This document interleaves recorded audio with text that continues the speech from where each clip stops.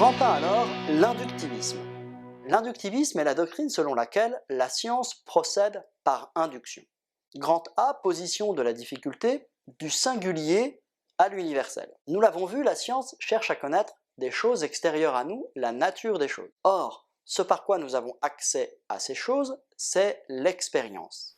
Si nous faisons le test avec l'acide chlorhydrique, on voit que le papier pH prend une couleur rose fuchsia. Les spécialistes appellent ça la grande conjonction, car aujourd'hui Jupiter et Saturne, les deux plus grosses planètes du système solaire, vont se rapprocher et former une sorte de double planète qui sera visible à l'œil nu de la Terre. Alors ça fait un moment qu'elles se rapprochent, ces deux planètes.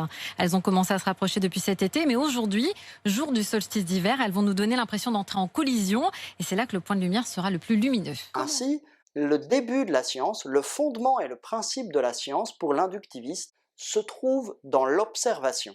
La première chose à faire est d'observer le réel qui se donne à nous. Et pour qu'une observation soit valable, il faut qu'elle soit faite par un observateur qui est neutre et qui est passif, c'est-à-dire qui n'intervient pas dans la réalité, qui ne fait que recevoir ce que la nature lui transmet comme information. À partir de cette observation, il pourra en tirer un énoncé singulier du type « ce papier est devenu orange plongé dans ce liquide ». Du type « le 21 décembre 2020, Saturne était dans l'axe de Jupiter ». Mais l'observation n'est que le fondement de la science. La science n'est pas que observation. En réalité, la science est un ensemble cohérent d'énoncés universels. En effet, elle se présente sous des énoncés de la forme « tous les papiers pH changent de couleur à proportion de l'acidité du liquide ». Toutes les planètes se déplacent selon un mouvement elliptique autour de leur astre. Et donc, troisième point, il faut se demander quelle est la procédure qui permet de légitimer le passage du singulier de l'observation à l'universel de la loi. C'est le grand B, solution, l'induction. D'abord, il faut retenir la définition de l'induction. L'induction est le procédé logique par lequel on passe de quelques cas particuliers à une loi universelle. Un tel procédé logique repose sur trois conditions.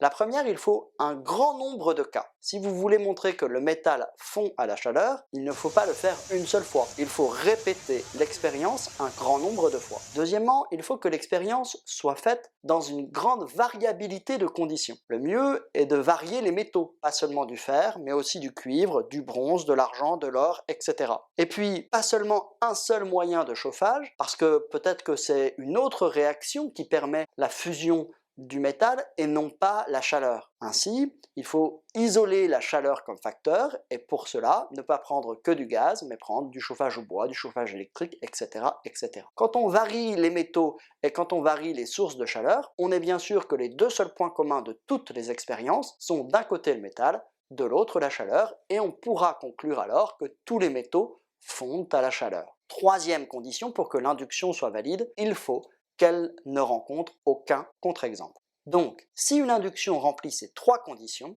alors la science possède un énoncé universel, nécessaire et vrai. En effet, cet énoncé peut être considéré comme vrai car il est tiré des énoncés d'observation qui ne sont rien d'autre que la retranscription des informations transmises par la nature ou par la réalité. La science se compose alors d'énoncés universels articulés de manière cohérente dans des théories et fondée sur l'observation. Autrement dit, la thèse de l'inductiviste peut être résumée en une phrase. La science est fondée sur l'observation et procède par induction pour obtenir des énoncés universels, nécessaires et vrais. Grâce à ces énoncés, il est alors possible de faire des prédictions, c'est-à-dire à partir des conditions initiales, en appliquant les lois trouvées, de déduire, trouver un cas particulier, ce qui se passera dans le futur. Ainsi, aujourd'hui, maintenant que toutes les lois du système solaire sont bien connues, il est tout à fait possible de prévoir dans le futur les prochaines éclipses solaires avec une très grande précision. Mais cela marche dans les deux sens. Il est tout à fait possible de prévoir, entre guillemets, dans le passé de telles éclipses solaires. Ainsi, tel écrivain antique décrit une éclipse solaire. En fonction du lieu où il écrit, il est possible de déterminer avec une très grande précision la date de cette éclipse. Nous avons alors une date absolument certaine par rapport à l'écriture de cet écrivain, et cela permet de caler toute l'histoire autour de lui. déterminer à quelle époque régnait cet empereur, quelle était la date précise de tel ou tel événement, etc., etc. On voit donc que le pouvoir de la science, c'est le pouvoir de la prédiction. Voilà une présentation très rapide, très générale de l'inductivisme, qui est au fond l'opinion commune sur la science. On commence par regarder ce que nous offre le monde, et puis on ordonne tout ça à travers des lois universelles nécessaires et vraies. Toute la question est de savoir si une telle conception de la science, une telle conception commune de la science, est pertinente et rend bien compte à la fois de l'activité du scientifique et de la valeur de la science. C'est ce qu'il faut montrer à travers la troisième étape, la critique.